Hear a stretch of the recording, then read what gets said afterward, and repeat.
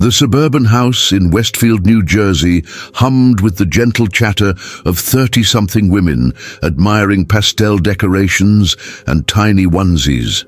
Late afternoon sunlight filtered through the bay windows of the living room, casting warm golden streaks across the hardwood floors that Sarah Chen had spent 3 hours polishing that morning.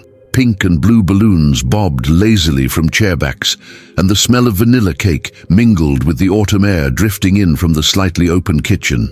Window. Sarah sat in the center of it all, her hands resting on the pronounced curve of her 7-month belly, wearing a flowing navy dress that her sister had insisted made her glow like a proper mother-to-be. At 31, Sarah had always imagined this moment would feel different, more certain, more joyful, more right.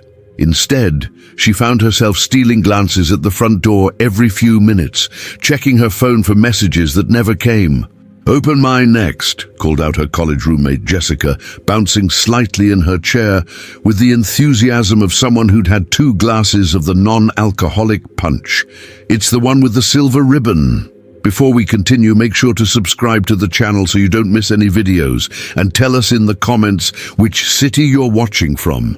Sarah's mother, Linda, a petite woman with graying hair pulled back in her signature low bun, leaned forward from her spot on the couch. "Sweetheart, you're barely touching your cake. Are you feeling all right? You've seemed distracted all afternoon." "I'm fine, Mom," Sarah replied, forcing a smile that didn't quite reach her eyes. "Just, pregnancy brain. Everything feels a bit overwhelming lately." The truth was more complicated than pregnancy brain. Sarah's relationship with Marcus had been unraveling slowly for months, like a sweater with a loose thread that kept getting caught on things. They'd been together for 3.5 years, living together for 2, and when she'd gotten pregnant, he'd proposed almost immediately, but not in the way she'd always dreamed. There had been no ring, no romantic setting, just a quiet conversation over breakfast where he'd said, "I guess we should make this official, shouldn't we?" She'd said yes because it seemed like the logical next step, because everyone expected it, because she was pregnant and scared and tired of explaining their situation to concerned relatives. But lying in bed at night, feeling the baby kick against her ribs, she couldn't shake the feeling that they were both just going through the motions of what they thought they should do, rather than what they actually wanted. Marcus worked as a software engineer at a tech startup in Manhattan, which meant 12-hour days and weekends spent coding from their home office. He was intelligent, responsible, and had a good heart. Her mother adored him. Her friends thought she was lucky to have found someone so stable. But Sarah couldn't remember the last time they'd had a conversation that lasted more than 10 minutes, or when he'd looked at her the way he used to during their first year together. "Where is Marcus anyway?" asked her Aunt Caroline, glancing around the room as if he might materialize from behind the curtains. "I expected him to at least stop by to say hello." Sarah's fingers tightened around her water glass. "He had to work late on a project deadline. He said he'd try to make it for the end." It was half true. Marcus was indeed working, but he'd also made it clear that baby showers were really more of a women's thing and that he'd just be in the way. When Sarah had pressed him about it the night before, he'd sighed and rubbed his temples in that way that had become his default response to any conversation about the pregnancy. "I don't know what you want from me, Sarah," he'd said, not looking up from his laptop. "I'm working extra hours to save money for when the baby comes. Isn't that more important than sitting around eating petit fours and playing guessing games about diaper brands?" The memory stung now. Surrounded by women who kept asking about nursery preparations and birth plans and all the things that Marcus seemed to view as her sole responsibility. "Well, I think it's sweet that he's so dedicated to providing for his family," said her mother diplomatically, though Sarah caught the slight tightness around her eyes that appeared whenever Marcus's absences came up in conversation. Jessica handed over her gift, a beautifully wrapped box that contained a hand-knitted baby blanket in soft yellow wool. "My grandmother made this," she explained. "She started it the day you told me you were pregnant. She said every baby needs something made with love." Sarah felt tears prick at her eyes as she ran her fingers over the intricate pattern. This blanket had more thought and care put into it than Marcus had shown for any aspect of their pregnancy journey. He'd missed the first ultrasound because of a meeting, hadn't helped pick out a single item for the nursery, and still referred to the baby as it instead of she, even though they'd known for 2 months they were having a daughter. "It's beautiful," Sarah whispered. "Thank you so much." The afternoon continued with more gifts, more games, more well-meaning advice about sleepless nights and the importance of taking care of herself. Sarah's sister Emma, who was 5 years older and had 2 children of her own, kept shooting her concerned looks from across the room. Emma had always been able to read Sarah like an open book, and Sarah knew she wasn't fooling anyone with her forced enthusiasm. As the party began to wind down and guests started gathering their purses and leftover cake, Sarah heard the familiar sound of Marcus's Honda Civic pulling into the driveway. Her stomach clenched, partly from relief that he'd actually shown up and partly from anxiety about how he'd behave in front of everyone. The front door opened and Marcus stepped inside, still wearing his work clothes. Dark jeans and a button-down shirt that was slightly wrinkled from his commute. At 33, he was tall and lean, with dark hair that he kept precisely trimmed and brown eyes behind wire-rimmed glasses. He looked tired, the way he always looked lately, with shadows under his eyes and a slight slouch to his shoulders. "Hey everyone," he said, managing a smile that Sarah recognized as his public face, polite but distant. "Sorry I'm late." Traffic from the city was brutal.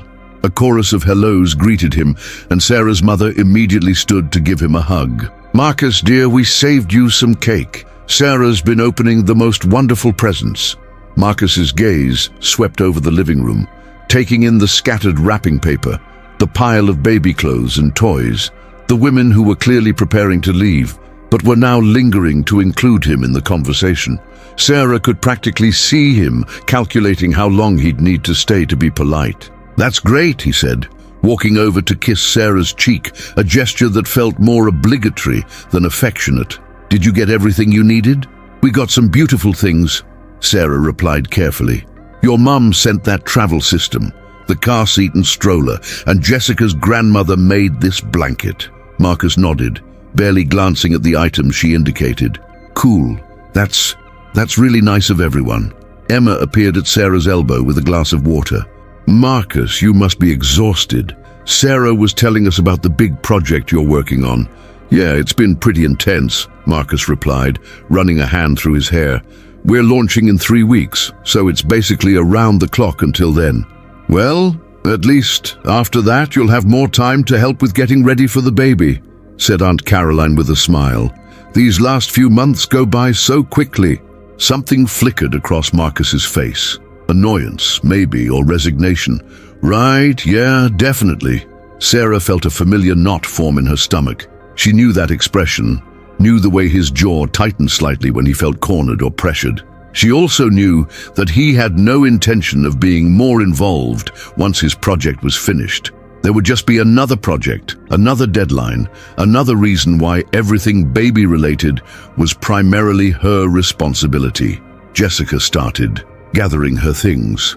"I should head out. I have dinner plans with my sister. Sarah, thank you for such a lovely afternoon. I can't wait to meet little Emma." They'd chosen the name Emma Rose after Sarah's sister and Marcus's grandmother. It was one of the few pregnancy decisions they'd agreed on without argument, though Sarah suspected Marcus had only gone along with it because he didn't really care one way or the other. As guests began to leave, offering final congratulations and promises to help once the baby arrived, Sarah found herself standing in the middle of the living room, surrounded by gift bags and feeling oddly empty. This was supposed to be one of those milestone moments, a celebration of impending motherhood, surrounded by love and support. Instead, she felt like she was performing in a play where everyone else knew their lines, except her. Marcus disappeared into the kitchen, and Sarah could hear him opening and closing cabinets, probably looking for something to eat. Her mother and Emma stayed behind to help clean up, moving efficiently around the living room while making small talk about thank you notes and nursery organization. "Honey," her mother said quietly, appearing beside her with a stack of gift boxes, "are you sure you're feeling all right? You seem, I don't know, distant today." Sarah looked at her mother, really looked at her. Linda Chen had raised 3 daughters mostly on her own after Sarah's father died when Sarah was 15. She'd worked 2 jobs to keep them in their childhood home, had attended every school play and graduation, had been the steady, unwavering presence that held their family together. She deserved a daughter who was excited about becoming a mother, not one who felt like she was drowning in uncertainty. "I'm just tired, Mom. It's been a long day, and you know how pregnancy is. Everything feels more intense." Linda studied her face for a moment, and Sarah could see the wheels turning behind her mother's dark eyes. "You know you can talk to me about anything, right? If there's something bothering you." Before Sarah could respond, Marcus reappeared from the kitchen, carrying a beer and a plate of leftover sandwiches. "Mrs. Chen, Emma, thanks for organizing all this. Sarah really appreciates it." "Of course," Linda replied, though her tone was slightly cooler than it had been earlier. "We're just happy to celebrate our granddaughter-to-be." Emma finished folding the baby blanket and placed it carefully in one of the gift bags. "I'll come by tomorrow to help you sort through everything and figure out what still needs to be added to the registry." Sarah nodded gratefully. Emma had been her anchor throughout the pregnancy. The one person who seemed to understand that having a baby was both exciting and terrifying, even when it was planned and wanted. Sarah couldn't imagine how she would have navigated the last 7 months without her sister's steady presence. After her mother and Emma left, the house fell into an uncomfortable quiet. Marcus settled onto the couch with his beer, scrolling through his phone, while Sarah remained standing among the scattered remnants of the party. The contrast between the afternoon's celebration and the current silence felt stark and depressing. "So," Marcus said without looking up from his screen, "that seemed to go well." Sarah began gathering wrapping paper, needing something to do with her hands. "Yeah, everyone was really generous.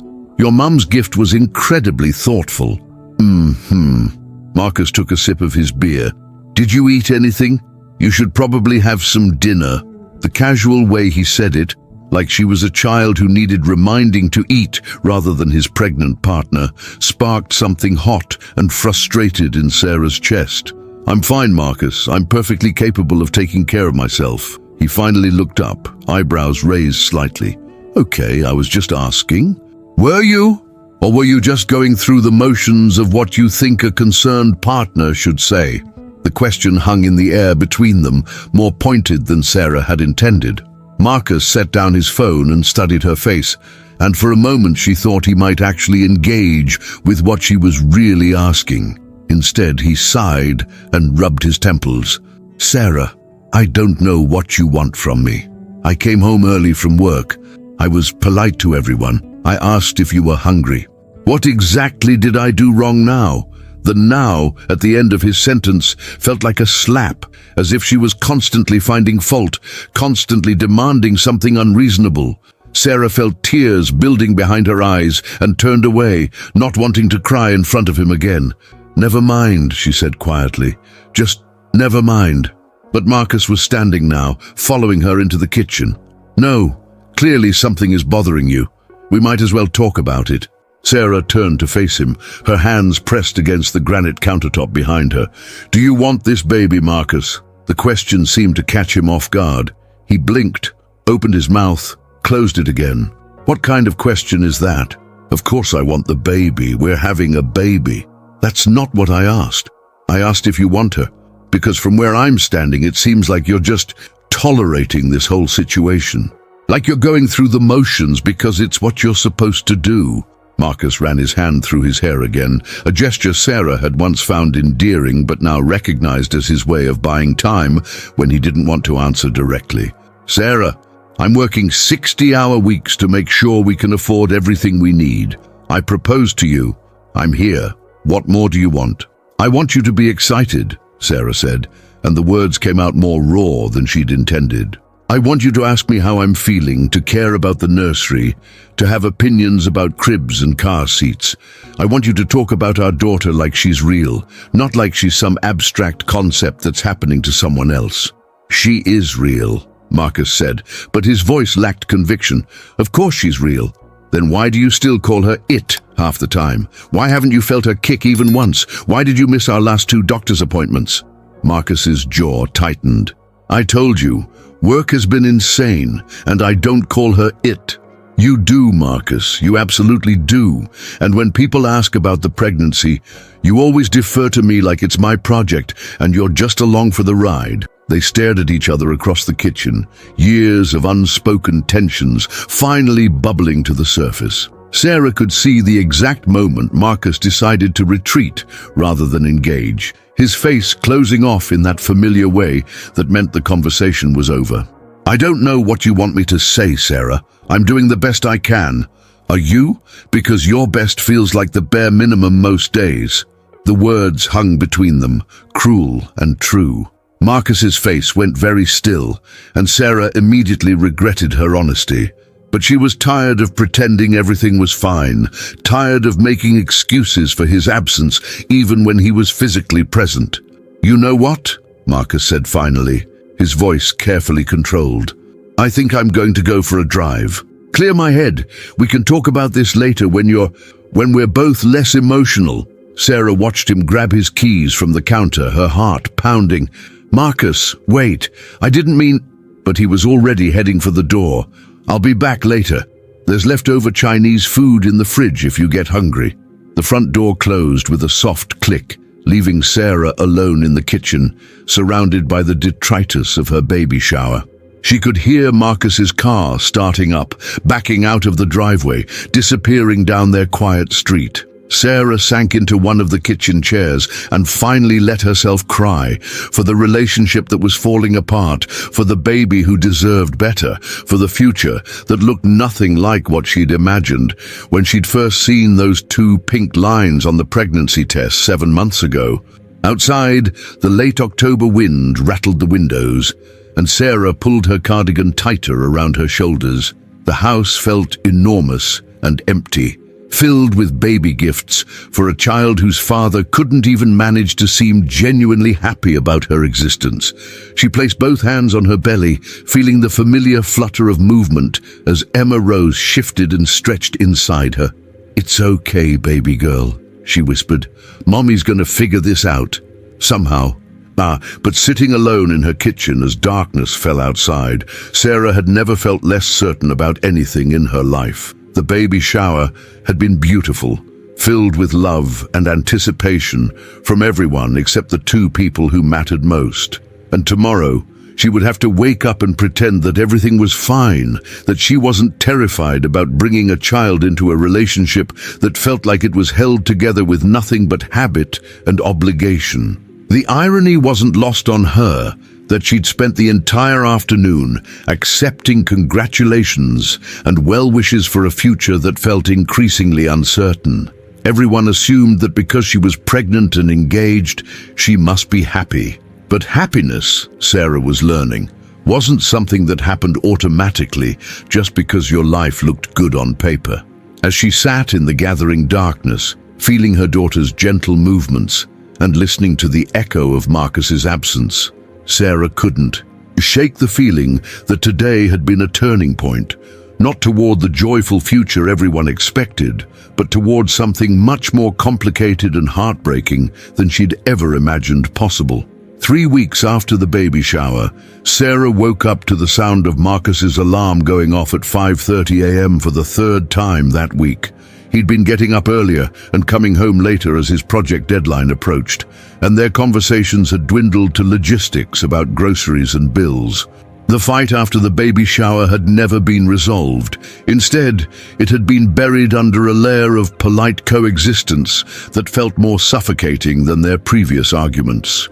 Sarah rolled over carefully, her 8-month belly making every movement deliberate and planned. Through the bedroom curtains, she could see the first grey hints of dawn creeping across their suburban neighborhood. November in New Jersey was always bleak, But this year, it felt particularly oppressive, with bare trees and overcast skies that matched her mood. Marcus was already in the shower, and Sarah could hear him moving around with the efficient speed of someone who wanted to leave as quickly as possible. She closed her eyes and tried to go back to sleep, but Emma Rose had other plans, delivering a series of sharp kicks to her ribs that made her gasp. "Good morning to you too, sweetheart," Sarah murmured, rubbing the spot where her daughter's foot had connected. At least someone in this house was energetic about the day ahead. By the time Marcus emerged from the bathroom, dressed in his usual work uniform of dark jeans and a button-down shirt, Sarah had given up on sleep and was sitting on the edge of the bed, trying to work up the energy to start her day. Her maternity leave wouldn't begin for another month, and the thought of dragging herself through another day at the marketing firm where she worked as a graphic designer felt overwhelming. "You're up early," Marcus said, not looking at her as he gathered his wallet and keys from the dresser. "Couldn't sleep. The baby's been active since about 4. Marcus paused in his morning routine, and for a moment Sarah thought he might ask how she was feeling or put his hand on her belly to feel their daughter moving. Instead, he glanced at his watch. "I'll probably be late again tonight. We're in crunch mode for the launch." Sarah nodded, though he wasn't looking at her to see it. "Okay, I'll probably go to Emma's for dinner. She invited me yesterday." "That's good. You should get out more." The casual dismissal in his tone made Sarah's chest tighten. When had they become these people, strangers sharing a house and a pregnancy, but not really sharing anything that mattered? "Marcus," she said as he headed toward the door, "we should probably talk about the hospital bag soon, and we still need to discuss who's going to be in the delivery room." He stopped walking but didn't turn around. "Whatever you want, Sarah. You're the one doing all the research anyway." The words hit her like a physical blow. "Whatever you want," as if the birth of their child was just another item on her personal to-do list, something he couldn't be bothered to have an opinion about. "This is your daughter too," she said quietly. Marcus finally turned, and Sarah saw something flicker across his face. Guilt, maybe, or frustration. "I know that. I'm just... God, Sarah, I don't know what you want from me. I don't know anything about delivery rooms or hospital bags. You're the one who's been reading all the books and talking to your sister. You make the decisions, and I'll support whatever you choose. I want you to care enough to have preferences," Sarah said, and her voice cracked slightly. "I want you to be invested in this, instead of treating it like something that's happening to me while you watch from the sidelines." Marcus stared at her for a long moment, and Sarah could see him struggling with something, whether to engage with her honestly or retreat into his default mode of polite detachment. The silence stretched between them until he glanced at his watch again. "We'll talk about it later, okay? I really can't be late today." And then he was gone, leaving Sarah sitting on their unmade bed with tears threatening to spill over. She pressed her hands against her belly and tried to breathe through the crushing sense of loneliness that had become her constant companion. The day dragged by in a haze of mundane tasks and forced normalcy. At work, Sarah's colleagues continued to ask cheerful questions about the nursery and birth plans, and she continued to provide cheerful answers that bore little resemblance to her actual experience. Her boss, Janet, had been particularly accommodating about doctor's appointments and the general exhaustion that came with late pregnancy, but Sarah found herself struggling to concentrate on design projects that had once energized her. "You look tired, honey," said Melissa, the office manager, appearing at Sarah's desk with a cup of herbal tea. "Are you sleeping okay?" Sarah accepted the tea gratefully. "As well as can be expected with a baby practicing gymnastics on my ribcage all night." Melissa laughed. "Oh, I remember those days. My youngest used to kick so hard I swear she was trying to escape early. Is Marcus helping out with the nighttime stuff? Back rubs, getting you extra pillows?" The innocent question felt like a knife twist. Sarah forced a smile. "He's been working a lot lately, so I try not to wake him up. You know how it is." But Melissa's expression shifted slightly, and Sarah realized she'd revealed more than she intended. "Honey, pregnancy is hard work. You shouldn't have to go through the tough parts alone just because he has a demanding job." Sarah looked down at her computer screen, pretending to focus on the logo design she'd been staring at for the past hour. He's under a lot of pressure right now. It'll get better after his project launches. Even as she said it, Sarah didn't believe it. There would always be another project, another deadline, another reason why everything baby-related was primarily her responsibility. The pattern was already established, and she couldn't see how the actual arrival of their daughter would change anything fundamental between them. That evening, Sarah drove to Emma's house in the neighboring town of Cranford, grateful for an excuse to avoid another night of sitting alone in her living room while Marcus worked late. Emma lived in a charming colonial with her husband David and their 2 children, 7-year-old Jake and 4-year-old Lily. The house always felt warm and lived in, with children's artwork on the refrigerator and the comfortable chaos of a family that actually functioned as a unit. "Aunt Sarah!" Lily launched herself at Sarah's legs the moment she walked through the front door, her dark curls bouncing with excitement. "Mommy said you're coming for dinner. Did you bring the baby?" Sarah laughed, her first genuine moment of joy all day. "The baby's still cooking inside my belly, remember? She won't be ready to come out for a few more weeks." "Can I feel her kick?" Lily asked, reaching toward Sarah's stomach with the unself-conscious curiosity of a 4-year-old. "Of course, sweetheart." Sarah guided Lily's small hand to the spot where Emma Rose was currently doing what felt like somersaults. "Right there. Do you feel that?" Lily's eyes went wide with wonder. "She's moving! Hi, baby cousin, I can't wait to meet you!" The pure excitement in her niece's voice brought tears to Sarah's eyes. This was how people were supposed to react to an impending birth, with joy and anticipation, not resignation and emotional distance. Emma appeared from the kitchen, wiping her hands on a dish towel. At 36, she looked like an older, more settled version of Sarah, with the same dark hair and brown eyes, but with laugh lines that spoke of genuine happiness. "Lily, let Aunt Sarah get her coat off before you start manhandling her belly." "It's okay," Sarah said, hanging her jacket in the front closet. "I love that she's excited. Someone should be."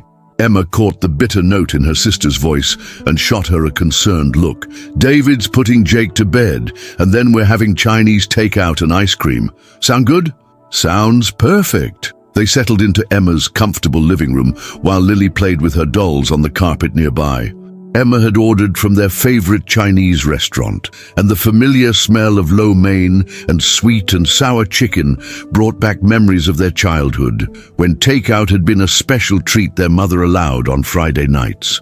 "So," Emma said carefully, unpacking containers of food, "how are things going? You sounded a little off on the phone yesterday." Sarah took a bite of vegetable spring roll and tried to figure out how to explain the growing distance between her and Marcus without sounding like she was complaining about someone everyone else thought was a perfectly good partner.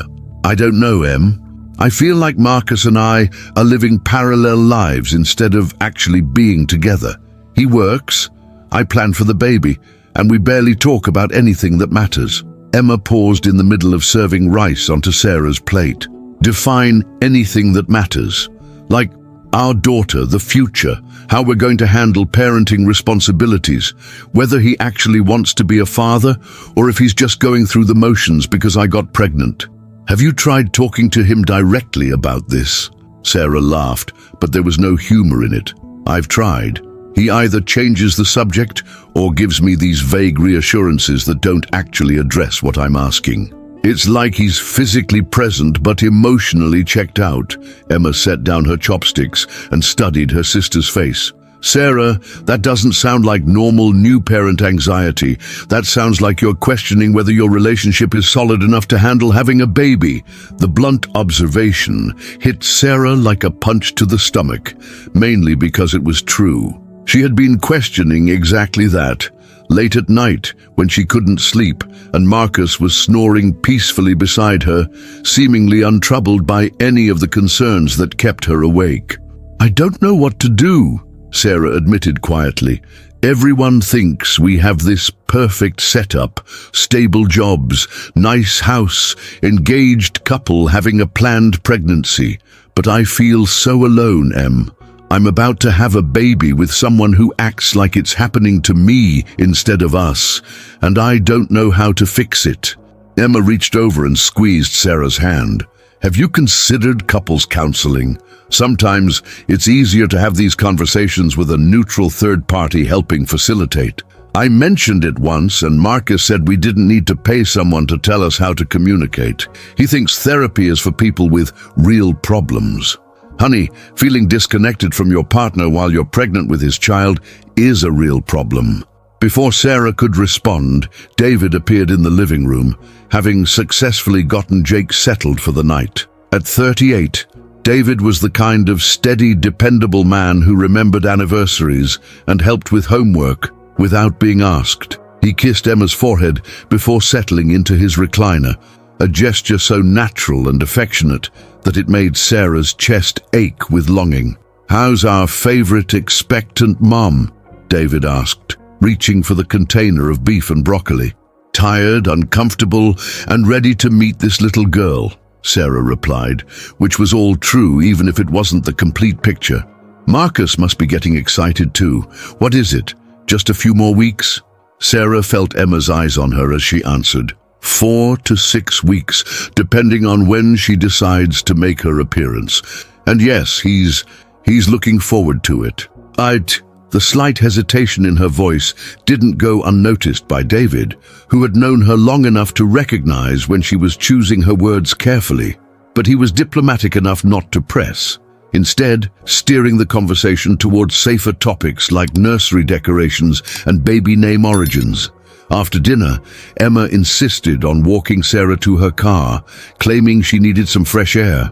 The November evening was crisp and clear, with stars visible despite the suburban light pollution. They stood by Sarah's Honda Accord, breath visible in small puffs as they talked. "I'm worried about you," Emma said without preamble, "and I don't just mean the normal worried about my pregnant sister stuff. I mean worried about your happiness and your future." Sarah leaned against her car, suddenly exhausted. "I don't know what to do, Em. I love Marcus, or at least I love the person he used to be. But lately, it feels like we're roommates who happen to be having a baby together. And I'm terrified that once Emma Rose is born, nothing is going to change, except I'll be even more alone, because I'll be doing all the actual parenting while he continues to prioritize work. What does your gut tell you about whether he'll step up once the baby is actually here?" Sarah was quiet for a long moment, listening to the distant sound of traffic on the main road and the rustle of dry leaves in the trees lining Emma's street. Her gut told her that Marcus would love their daughter in his own way, but that he would continue to see childcare as primarily Sarah's domain. He would help when asked, but he wouldn't anticipate needs or take initiative. He would be present, but not engaged. Helpful, but not invested. "I think he'll be a decent father," she said finally, "but I don't think he'll be a partner, not the way David is with you." Emma was quiet, letting the weight of that admission settle between them. "You know you don't have to stay with someone just because you're having a baby together, right? I mean, obviously it's complicated, but you deserve to be with someone who's excited about building a life with you." The suggestion hung in the air like a challenge. Sarah had been thinking the same thing for weeks, but hearing it voiced by someone else made it feel more real and more terrifying. "I can't raise a baby alone, Em. I don't have the financial stability or the emotional bandwidth. And what if I'm wrong? What if he's just scared and he'll change once she's born? What if he doesn't?" Emma countered gently. "What if this is who he is now, and you spend the next 18 years hoping he'll become someone different?" Sarah didn't have an answer for that. She hugged her sister goodbye and drove home through the quiet suburban streets, past houses lit up with the warm glow of families settling in for the evening. In some of those houses, she imagined, couples were reading bedtime stories to their children together, discussing their days over late-night cups of tea, making plans for weekend family activities. The kind of partnership she'd thought she was building with Marcus before everything became complicated and distant.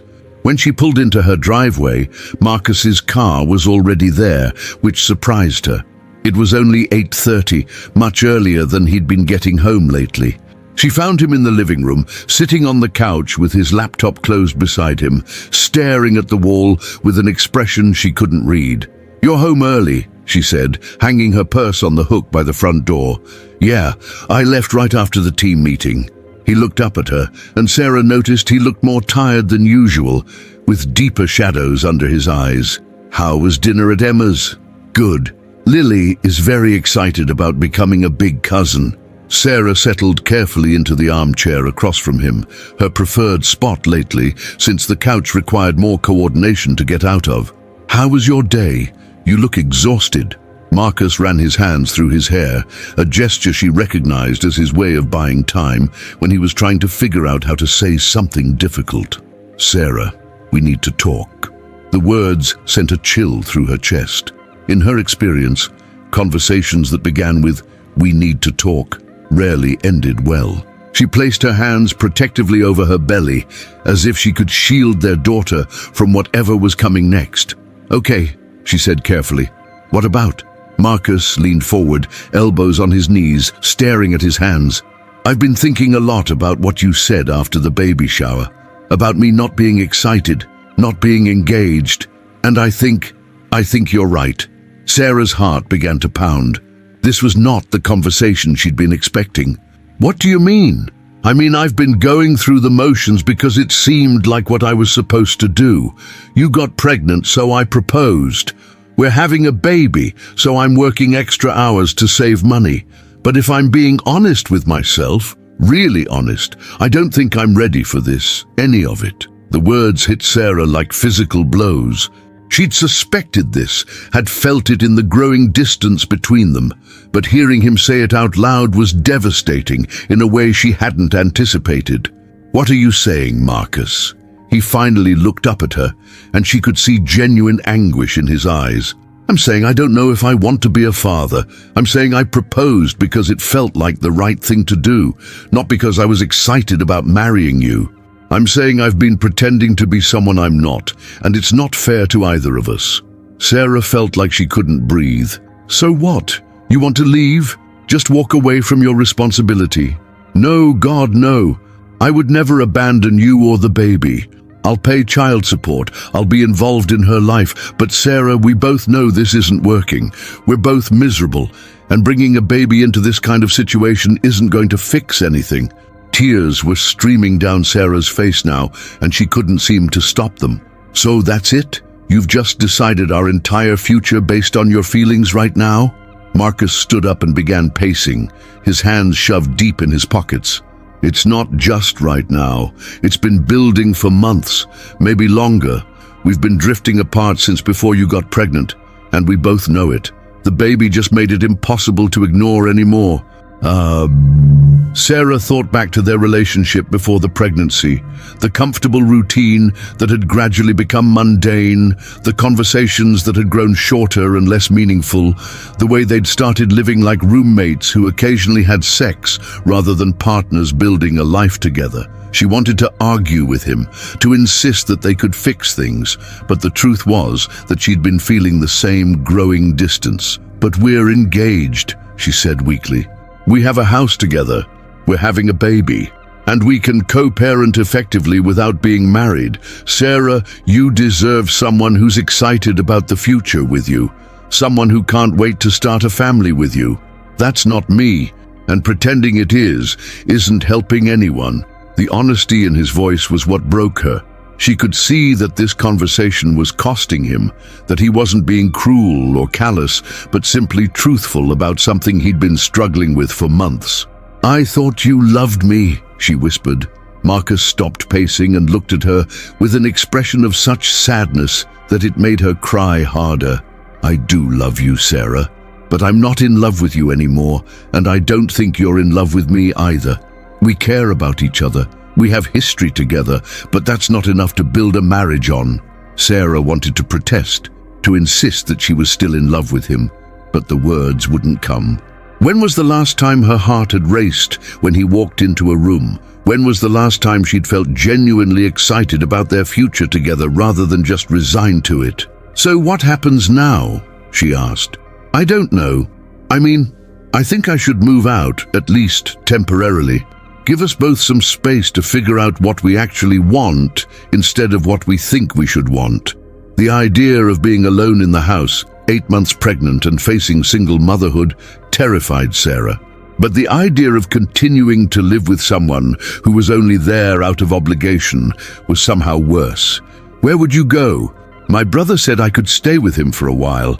It's not ideal, but it would give us time to figure out a more permanent arrangement. They sat in silence for several minutes, the weight of the conversation settling around them.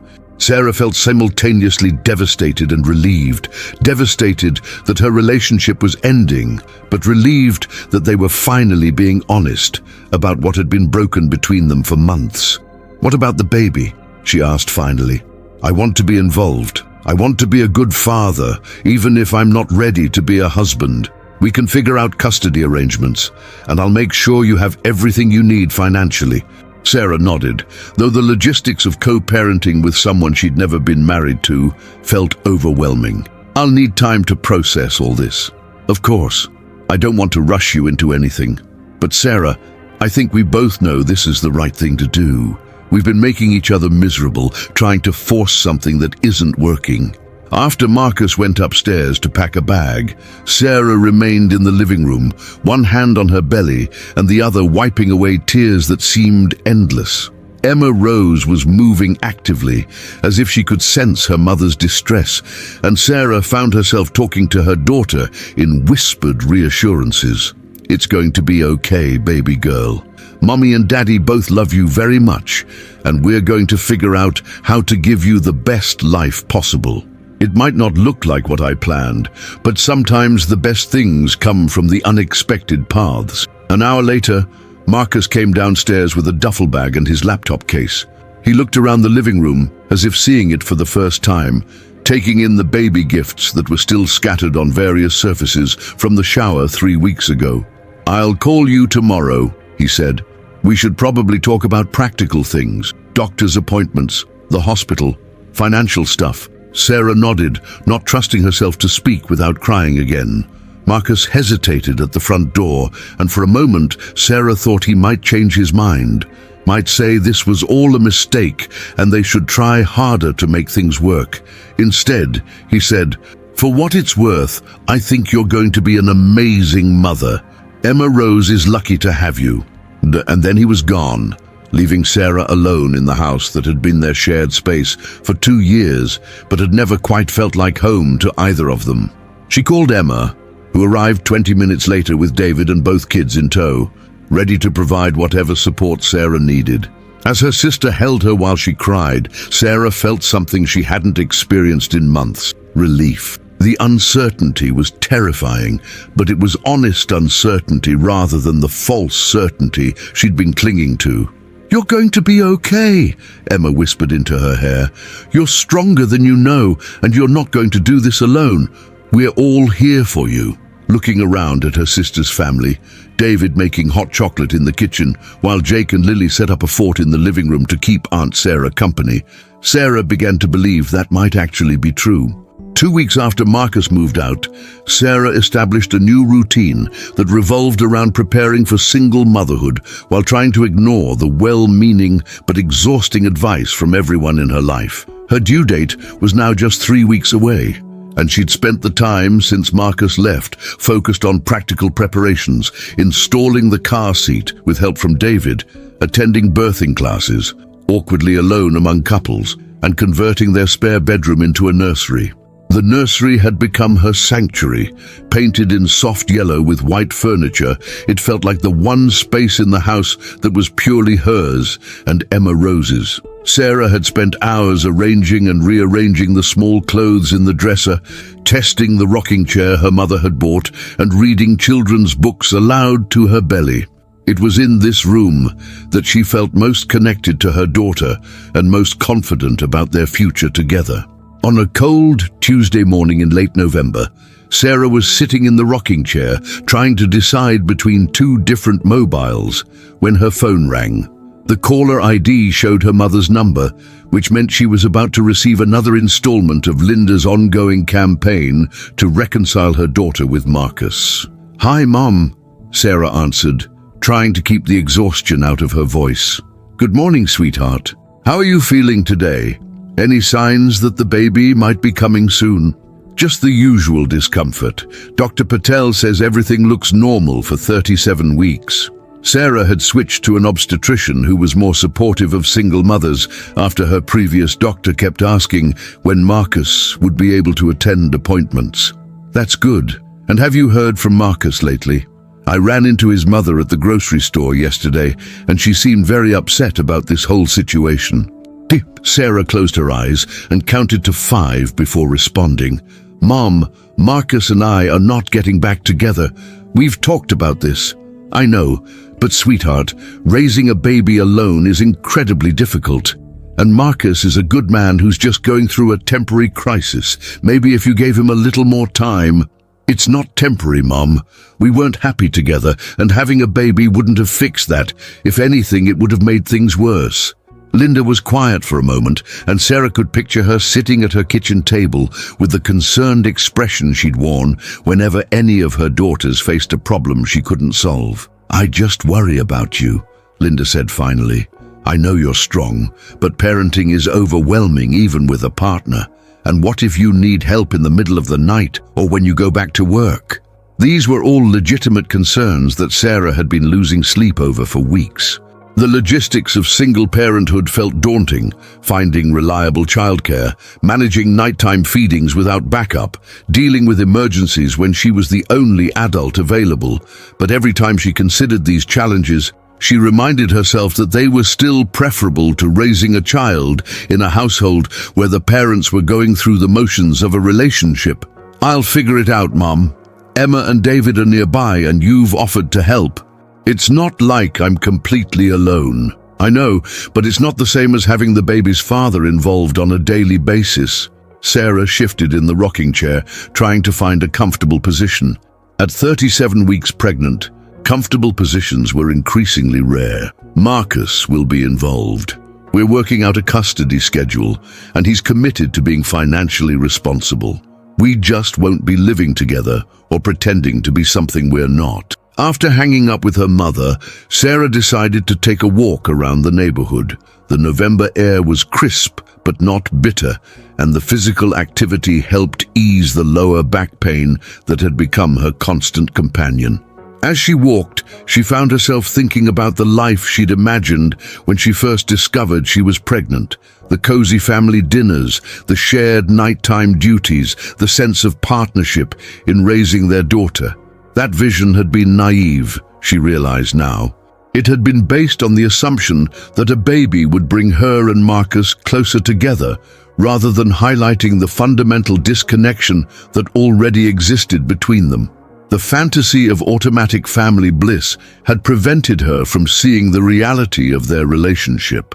Her phone buzzed with a text from Marcus. "Can you talk?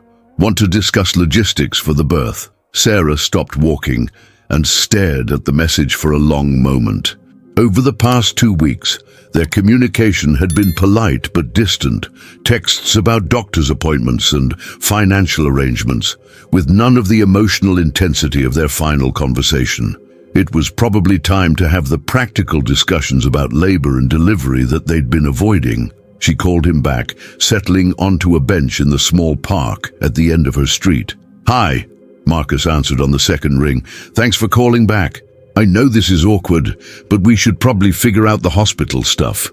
"Yeah, I've been meaning to bring it up. Dr. Patel wants to know who my emergency contact should be and who's going to be my support person during labor." There was a pause on Marcus's end, and Sarah could imagine him running his hand through his hair the way he always did when faced with uncomfortable topics.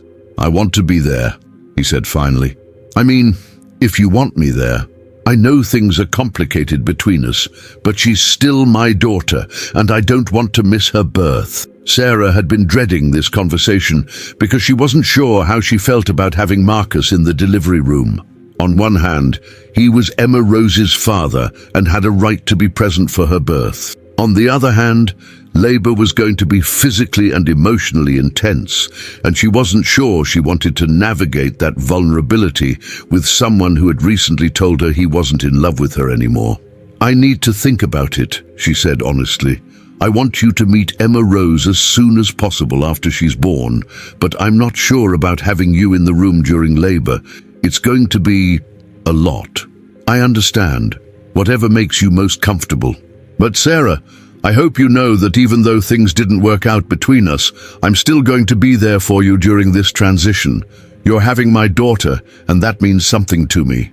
The sincerity in his voice caught her off guard. This was the most emotionally present Marcus had sounded in months, and it reminded her of why she'd fallen in love with him in the first place. Thank you, she said quietly. That means a lot. They talked for another 10 minutes about practical details, which hospital bag items Marcus should be responsible for, how to handle the birth certificate paperwork, when he'd want to visit after the birth. It was the most productive conversation they'd had since he moved out, partly because they were no longer trying to save a relationship and could focus on the concrete task of co-parenting.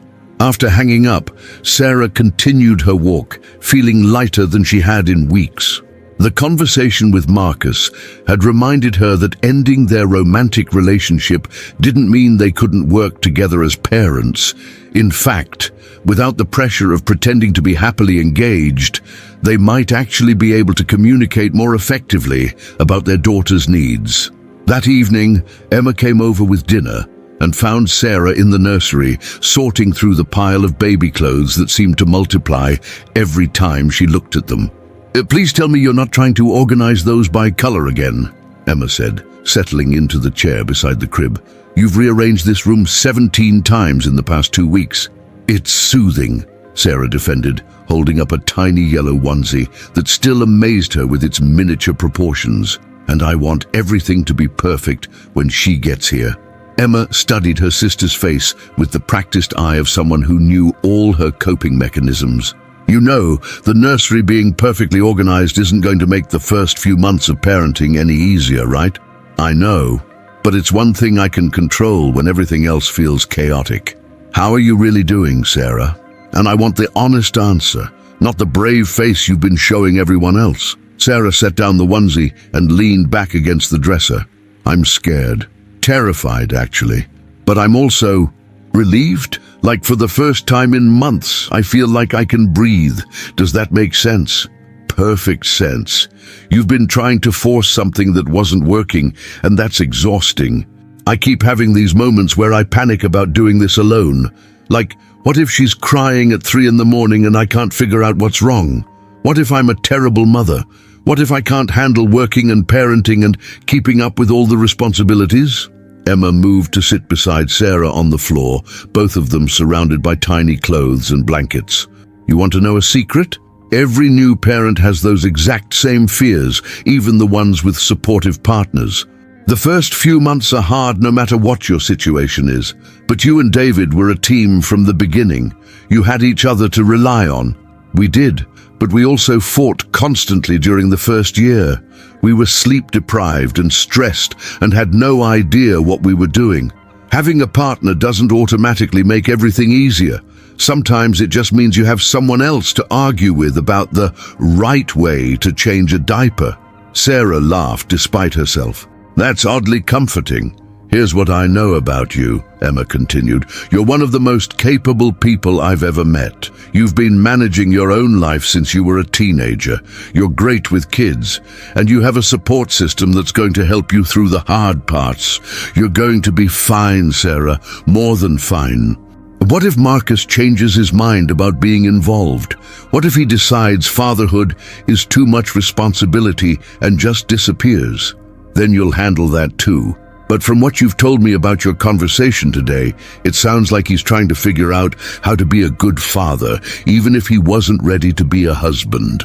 They spent the rest of the evening assembling the crib mobile, a delicate construction of white clouds and silver stars that cast gentle shadows on the walls when it turned. As they worked, Sarah felt the familiar flutter of movement in her belly and placed her hand over the spot where Emma Rose was stretching. She's active tonight, Sarah murmured. She's probably excited about her room being finished. Babies can sense when their mums are getting ready for them. Sarah hoped that was true. She wanted her daughter to know, even before birth, that she was wanted and anticipated and loved beyond measure. The circumstances of Emma Rose's arrival might not match the original plan, but the love waiting for her had only grown stronger through the challenges. That night, Sarah lay in bed listening to the familiar sounds of her house settling around her. Without Marcus's presence, the space felt different. Not empty exactly, but more definitively hers. She'd rearranged the furniture, bought new throw pillows, and hung pictures that reflected her taste rather than compromising with someone else's preferences. As she drifted towards sleep, Sarah placed both hands on her belly and spoke quietly to her daughter. "Tomorrow we have another doctor's appointment, baby girl. Dr. Patel says you might decide to come early, or you might wait until your actual due date. Either way, Mommy is ready for you. We have everything we need. A safe place to live, people who love us and each other. That's more than enough to start with." The baby responded with a gentle rolling movement, as if she was settling in for the night. Sarah smiled and closed her eyes, feeling more at peace than she had in months. The future was uncertain, but it was honestly uncertain now, and that felt infinitely better than the false certainty she'd been clinging to with Marcus. 3 days later, Sarah woke up at 4 a.m. with unmistakable contractions. Sarah's first thought when the contractions started was that they felt different from the Braxton Hicks contractions she'd been experiencing for weeks. These were lower, more intense, and came with a regularity that made her reach for the stopwatch app on her phone. 7 minutes apart, lasting about 40 seconds each. She lay in bed for an hour, timing them carefully and trying to decide if this was the real thing or another false alarm. By 5 a.m., the contractions were 5 minutes apart and strong enough to make her catch her breath. Sarah called Dr. Patel's answering service and spoke to the on-call nurse, who told her to come to the hospital when the contractions were 3 minutes apart or if her water broke. Then she called Emma. "Sarah?" Emma's voice was thick with sleep, but immediately alert. "Is everything okay? I think I'm in labor. Contractions started about an hour ago and they're getting stronger." "Oh my God, okay. Do you need me to come over? Are you timing them? Have you called the doctor?" Sarah smiled despite the anxiety building in her chest. Emma, in crisis mode, was both comforting and slightly overwhelming. "I've called the doctor and I'm timing them. They're still 5 minutes apart, so I have some time. But I'm scared." "That's completely normal, honey. I was terrified when I went into labor with Jake. Do you want me to come stay with you until it's time to go to the hospital?" "Actually, yes. That would be great. And can you call Mom? I don't think I can handle her panic on top of my own right now, but she'll want to know." "Of course. David can stay with the kids and I'll be there in 20 minutes. After hanging up, Sarah called Marcus. It was early, but this was exactly the kind of situation they'd discussed when planning for the birth. The phone rang several times before he answered, his voice groggy with sleep. "Sarah, what's wrong?" "I'm in labor, early labor, but the contractions are regular and getting stronger. I wanted to let you know in case things move quickly." There was a pause, and Sarah could hear rustling as Marcus presumably sat up in bed. "Are you okay? Do you need anything? Should I come over?" The concern in his voice was genuine, and Sarah felt a wave of gratitude that whatever had gone wrong between them romantically, he was still willing to be present for this moment. "I'm okay for now. Emma's coming over to stay with me until it's time to go to the hospital. But Marcus, I've been thinking about what we discussed, and I do want you there. When the baby is born, I mean. You're her father, and this is important." "Are you sure? I don't want to make things more stressful for you." "I'm sure. We can figure out the logistics when the time comes, but I want Emma Rose to meet both her parents as soon as possible." They agreed that Marcus would come to the hospital once Sarah was admitted, and he promised to keep his phone on in case things progressed quickly. After hanging up, Sarah took a shower, partly because she'd read that warm water could help with early labor pain, and partly because she wanted to feel clean and prepared for whatever came next. Emma arrived just as Sarah was blow-drying her hair, carrying a large bag that seemed to contain half the contents of her kitchen. I brought snacks, electrolyte drinks, and that lavender essential oil you like, Emma announced, bustling into the bathroom. How are you feeling? Are the contractions getting worse? Stronger, but still manageable. I can talk through them, which Dr. Patel said means I'm probably still in early labor. They spent the morning walking around Sarah's neighborhood, stopping every few minutes when a contraction required her full attention. Emma timed each one and kept a careful log on her phone, chattering about everything except what was happening to keep Sarah distracted. Jake lost another tooth yesterday, Emma said, as they paused near the playground where they'd brought the kids countless times over the years. He's convinced the tooth fairy is going to bring him at least $5 because it was a really big tooth. Sarah laughed, then breathed through a contraction that felt noticeably stronger than the previous ones. How much does the tooth fairy usually pay in your house? $2, but David accidentally gave him $5 once when he didn't have smaller bills, so now Jake thinks inflation has hit the tooth fairy market.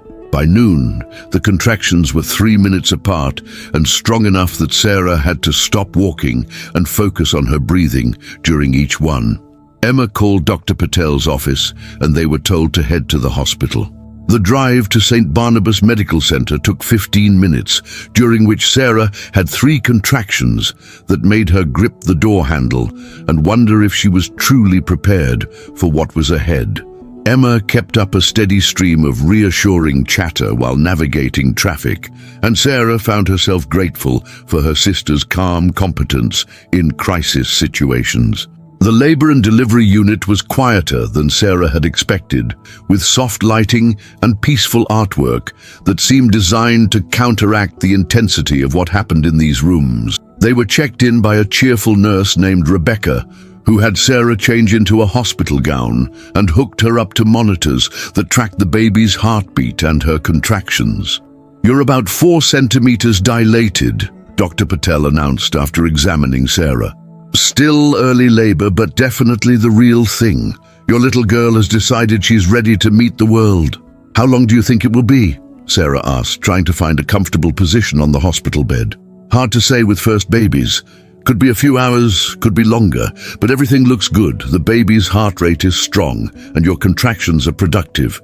We'll just take it one step at a time." Sarah called Marcus to let him know she'd been admitted, and he arrived an hour later, carrying flowers and looking more nervous than she'd ever seen him. He'd changed into clean clothes and shaved, as if he was going to a job interview rather than the birth of his daughter. "How are you doing?" he asked, hovering uncertainly in the doorway of her room. "Uncomfortable, but okay. The contractions are getting stronger, but Dr. Patel says everything is progressing normally." Emma had stepped out to call David and update their mother, leaving Sarah and Marcus alone for the first time since he'd moved out. The silence between them felt awkward, filled with everything they weren't saying about their relationship and their uncertain future as co-parents. "I brought these for you," Marcus said, setting the flowers on the windowsill. "I know you like sunflowers." The gesture was sweet and thoughtful, and it reminded Sarah of the man she'd fallen in love with 3 years ago, the one who remembered small details and tried to make her smile when she was stressed. "Thank you. They're beautiful." A contraction built slowly, then crashed over Sarah with an intensity that took her breath away. Marcus moved closer to the bed, looking helpless as Sarah gripped the bed rails and focused on breathing through the pain. "Is there anything I can do?" he asked when it was over. "Just be here. It helps to know you're here." Over the next several hours, as Sarah's labor progressed slowly but steadily, an unexpected intimacy developed between them. Not romantic intimacy, but the closeness that comes from sharing an intense, life-changing experience. Marcus held ice chips to her lips when her mouth got dry, rubbed her lower back when the pain got overwhelming, and listened without judgment when she cried from exhaustion and fear. "I don't know if I can do this," Sarah gasped during a particularly difficult contraction that left her shaking. "It hurts so much, and I'm so tired." "You can do this," Marcus said firmly. "You're the strongest person I know, Sarah, and she's almost here. Dr. Patel said you're at 8 centimeters. Emma had been in and out all day, managing phone calls from family members and keeping Sarah supplied with ice chips and encouragement.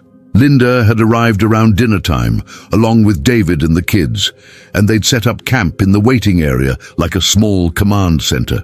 "Your mom is driving the waiting room staff crazy with questions," Emma reported during one of her visits. "And Lily keeps asking if she can help deliver the baby because she knows all about taking care of babies from her dolls."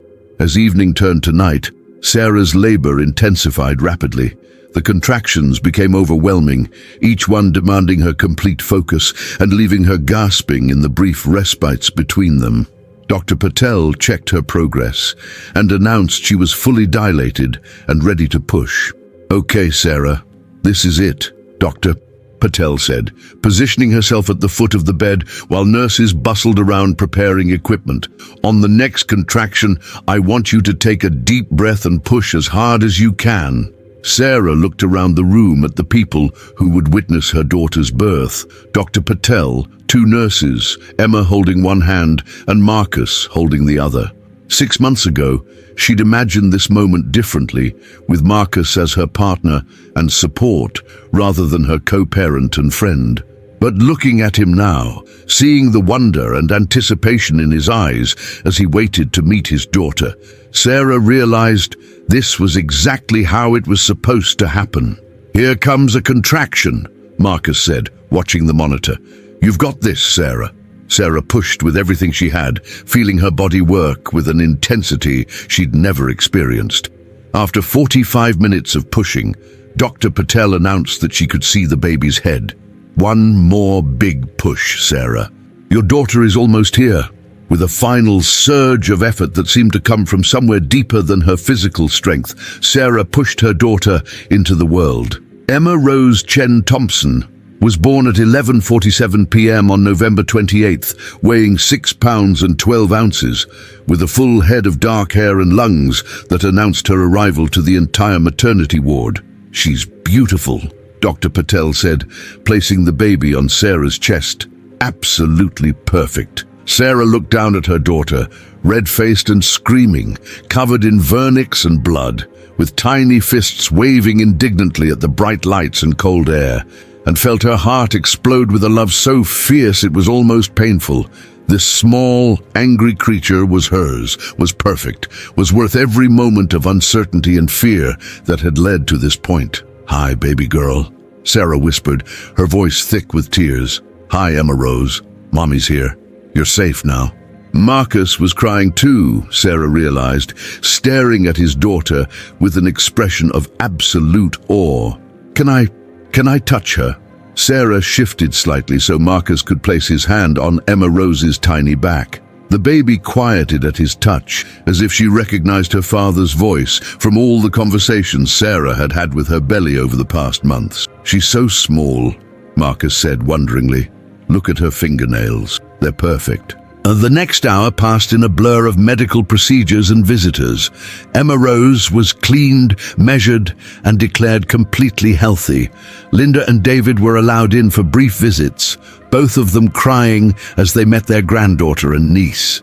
Jake and Lily would have to wait until the next day to meet their cousin, but Emma FaceTimed with them so they could see the baby and tell her hello.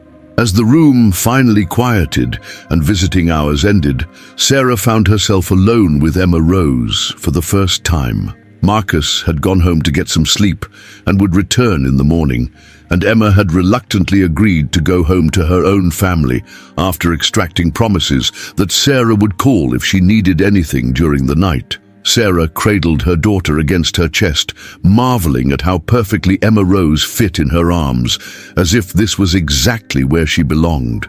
The baby was sleeping now, her breathing soft and even, her tiny fist curled against Sarah's hospital gown. "Well, little one," Sarah said quietly, "it's just you and me now.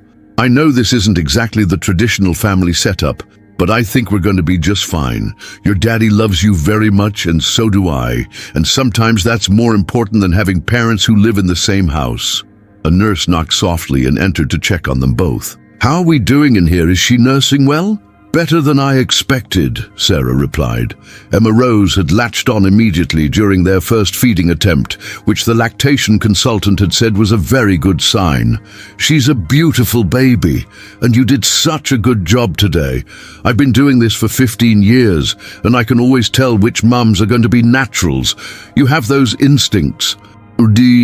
After the nurse left, Sarah continued talking softly to her daughter, telling her about the family who was waiting to love her, about the nursery that was ready for her at home, about all the adventures they would have together. Your Aunt Emma is going to spoil you terribly, and your grandma is probably already planning your first birthday party. Uncle David is going to teach you about baseball, and your cousins Jake and Lily are going to fight over who gets to help take care of you. Emma Rose stirred slightly, making a small noise that sounded almost like she was listening. Sarah kissed the top of her daughter's head, breathing in the sweet, indefinable scent of newborn baby. And your daddy and I are going to figure out how to give you the best life possible, even if it looks different than what we originally planned. Sometimes the best families are the ones that get created along the way, not the ones that follow the traditional rules. As dawn began to lighten the windows of the hospital room, Sarah felt a peace she hadn't experienced in months. The future was still uncertain.